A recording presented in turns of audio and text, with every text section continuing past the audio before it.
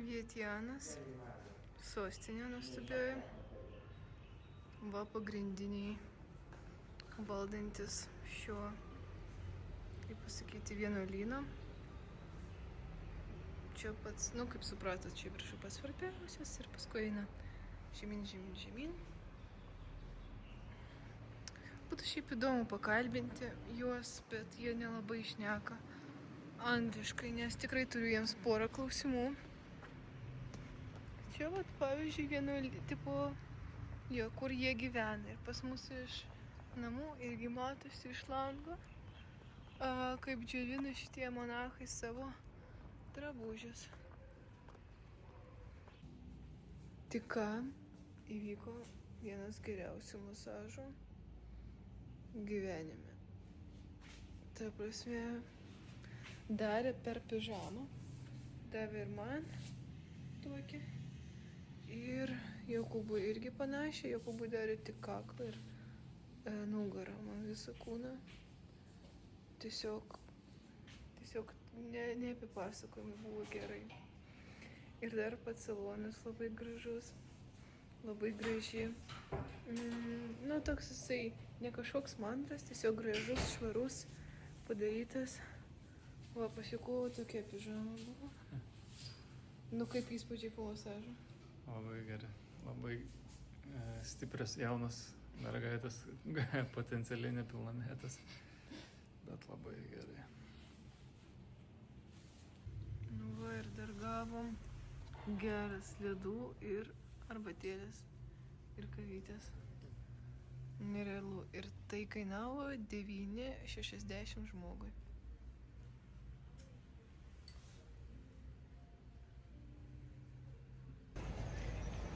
Mes atvykome į Vientiano stotį. Yra gan tolokai už miesto. Ir važiuosim kiniškų traukinių, kuris taip važiuoti iki Luang Prabango po kiek primink mums? Su mašina 7 valandas. Su mašina 7 valandas, su traukiniu 2, jo? Jo. Nu va. Patikrinsim, parodysim, man labai įdomu pažiūrėti, kaip atrodo tas traukinuks. Iš išorės atrodo nieko ypatingo, bet žiūrėsim, kaip viduj.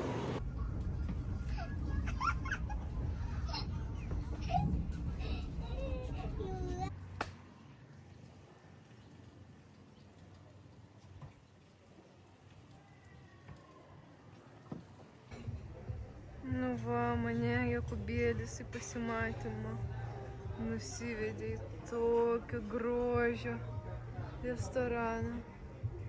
Labai gražus ir taip skaniai pavalgėm.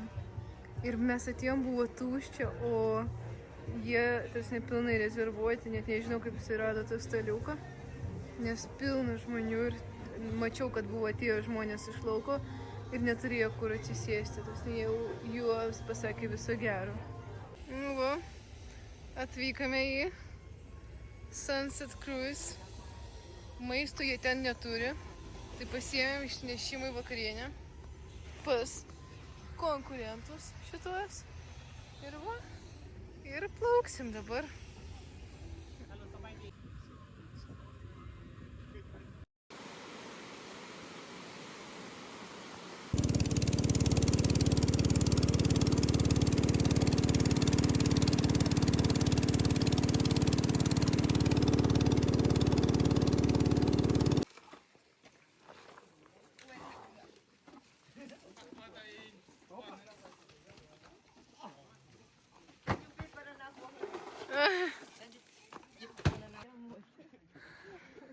Blemba, sikėlėm be 15:05.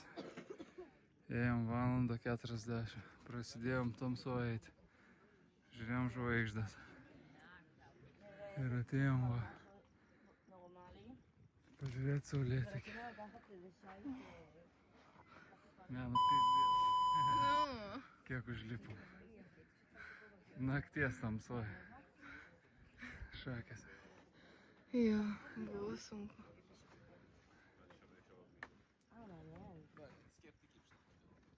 גם סקפטית. Šakės.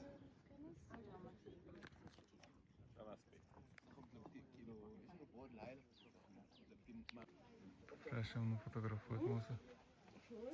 Alėna sako gėdis. Nu tikrai labai panašus į gėdę. Bet va, kokios gražios nuotraukos. Gėdė, ačiū už nuotraukas.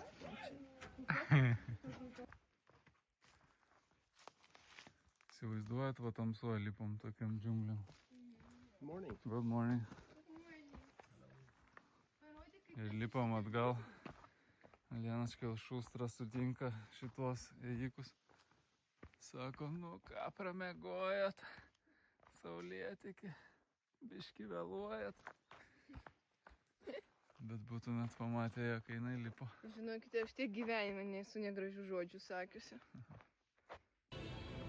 Šiandien išvažiuojam atgal į Luang Prabang. Jokubėlis kaip tikras džentelmenas. Taip? Jo. Mažiau negu 24 valandas praleidom šitam kaime. Nu, kaip matėt, daug lipom, daug nuveikėm per trumpą laiką. Bet čia nelabai. Čia jeigu jau pasilikt, tai vat, su palapinėm, trekint, vaikščiot, žygius. Tai bet nelabai mums toks per daug aktyvus laisvalaikis. Pavargstam vis tiek. Tai vat Dalis mūsų. vieną dieną užtenka. Palipam, pažiūrim. Labai fainiai. Čia aišku dar būtų faina prasiplaukt su upė. Labai gražus irgi kraštovaizdžiai. Nu, bet nieko. Nieko. Prasiplaukėm Luang Prabangę, pamatėm saulėlydį. Tai va, fainas miestelis, bet daug jaunų turistų, daug backpackerių.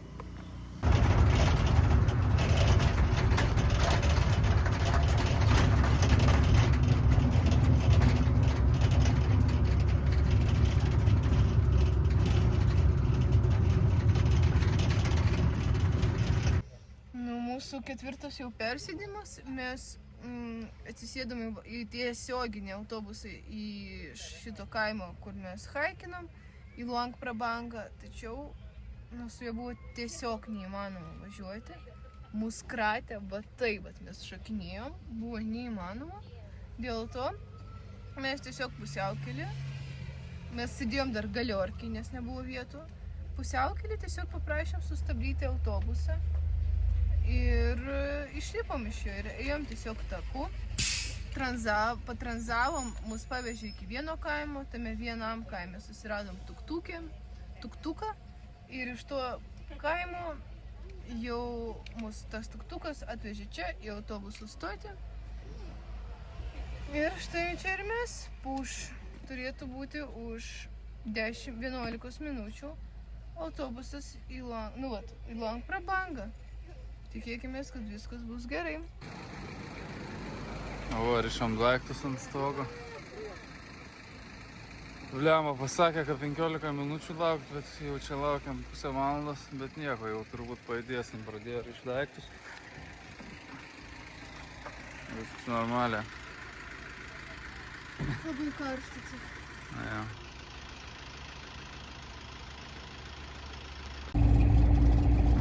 Mes ne tai, kad išlipom pusiaukelį, mes išlipom 10 minučių pavažiavęs tuo autobusu. Ir, blemba, buvo biški streso. Mes išlipom į niekur, ėjom per kaimą, mes patranzavom. Sustojo kaimietis, jis nuvežė mumis tik tai iki kito kaimo. 2 kilometrus. Tada tam kitam kaime ieškojom, kaip toliau nusigauti. Ten autobusų stoties nėra, nieko nėra. Suradom tuktuką. Visam kaime vienas tuktukas. Sakom, gali nuvežti mumis kažkur, kur yra tipo autobusų stotis. Jis mumis nuvežė į kitą kaimą, didesnį kaimą. Pati tą, kur autobusų stotis. Ir blemba, tikrai buvo streso biškai, mes nežinojom. Jis išlipom iš autobusų. Vidurį kažkur. Vidurį kalnų kaimą. Buvo biškai biški įtampos. Dabar iki kol išvažiavom, tikrai, biški mane nervavo, aš nežinau, kaip baigsis, bet to viskas gerai. Kol kas mes dar nežinom, kur mes važiuojam. Ne, nu mes važiuojam jau į Long Prabą. Viskas labai gerai.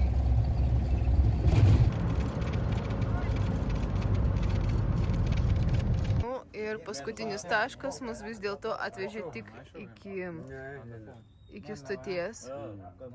อันนี้ก็แม่นบักในทางรถบัก Tačiau อันนี้มัน nežinau net kur mus vežti, bet viskas jau liko 10 km, net 300, tai kad viskas gerai. One way.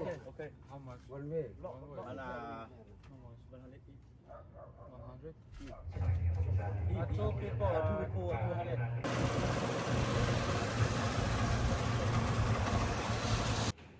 Atėjom į viešbutį, kurį išrezervavom.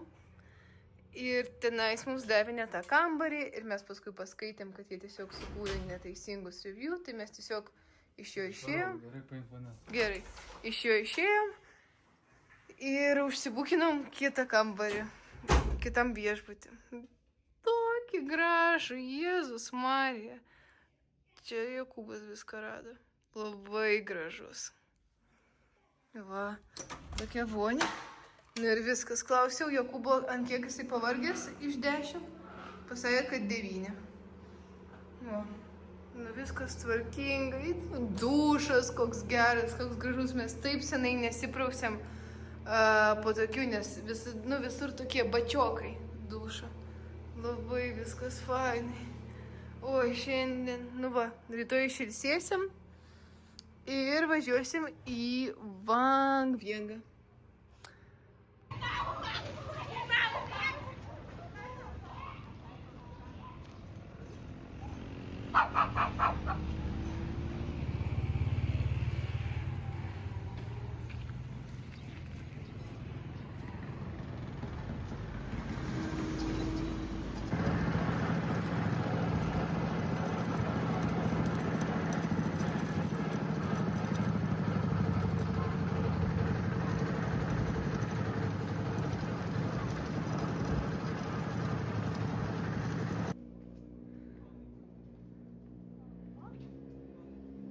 Azijai tikrai žmonės turi įdomių stilių visokių. Čia lipom į kalną, kur gal 200 ar 300 metrų sukilimą labai stačiai. Ir vienas vyras, aš tik pradėjau lipti, jisai nulipinėjo, sako, čia bus nuotykis, čia labai sunku. Ir tada už 10 metrų žiūriu, šitas azijietis su lagaminu parlipa su šliopancais. Tai galvoju, jeigu jisai, tai manau, kad ir man viskas bus normaliai. Jo Laose kažkaip labai lipom daug kur. Čia jau Lenačka nebelipo, pasiliko pačioj pailsėt pavėsiai.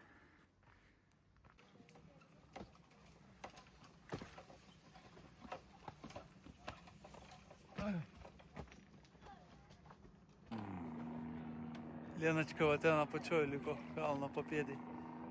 Čia šitas užlipimas iš 3, kur lipom, tai pats efektyviausias per trumpą laiką, tik tai 20 minučių. Bet galima va taip aukštai užlipti, nes labai statu. Labai geras vaizdelis. Čia netoli Vang Vieng miestelio, kur esam apsistoję 3 naktis. Ir kitur, kur lipdavom, ir šiaip visuose haikuose nerekomenduojama nukrypti į šoną nuo takų, nes yra dar daug nesusprogusių bombų po antrą pasaulinį, po Vietnamo karo. Ir yra daug pavojingų vietų, kur geriau nevaikščioti, nes Laosas pagal statistiką labiausiai subombarduota šalis pagal vienam gyventojui, pagal skaičių vienam gyventojui bombų. Ir yra dar tokia statistika, kad per antrą pasaulinį karą amerikiečiai mažiau bombų numetė apskritai negu tik tai ant Laoso per Vietnamo karą. Labai nukentėjus šalis.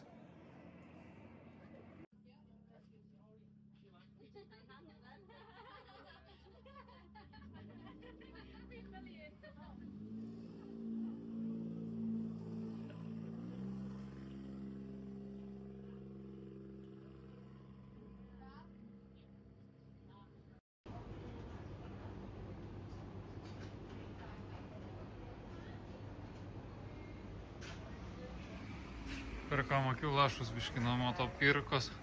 Važinėjimą išsausėjo nuo visų dulkių.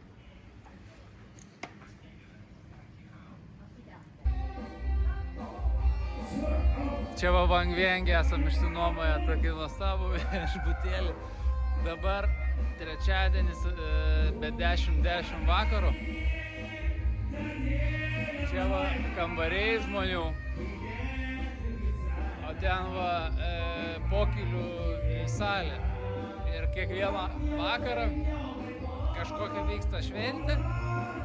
Šiandien turbūt vestuvės ar kažkas. O mūsų kambarys buvo, iš pradžių mums davė ten antram aukšte, bet langai į tą pusę. Iki 12 visi davėsi baliušką. Ir kitą dieną paprašėm, kad perkelti kitą pusę, tai beveik nesigirdi, bet čia aš neįsivaizduoju.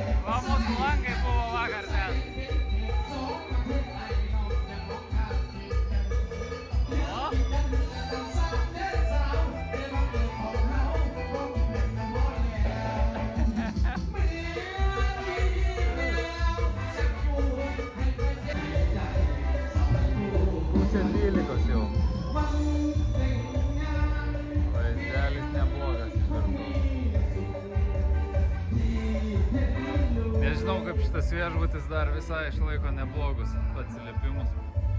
Pažiūrėsim, gal po šios savaitės pasikeis.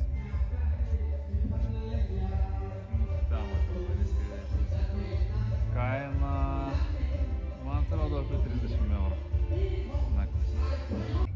Čia mums vairuotojas rodo tiktokus apie šiaurės pašvaistę.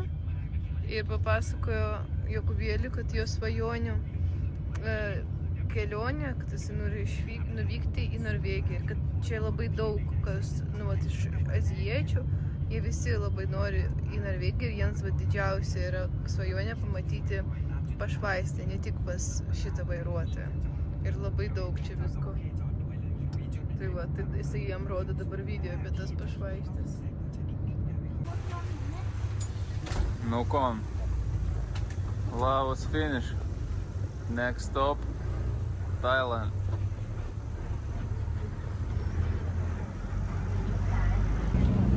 Čia toks tiltas padarytas tarp Laoso ir Tailando. Ir kadangi Tailandė kitą eismo pusę važiuoja, kairę pusę, tai čia va tokie visokie raizgalinės. Ir autobusas nuveža per tiltą į kitą pusę.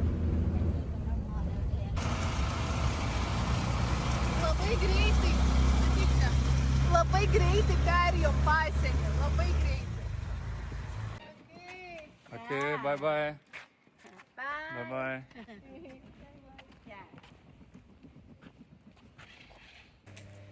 Nu tai ko, jau esam Tailande, čia ant pasieniaus. Ir blembai važiavom kažkaip.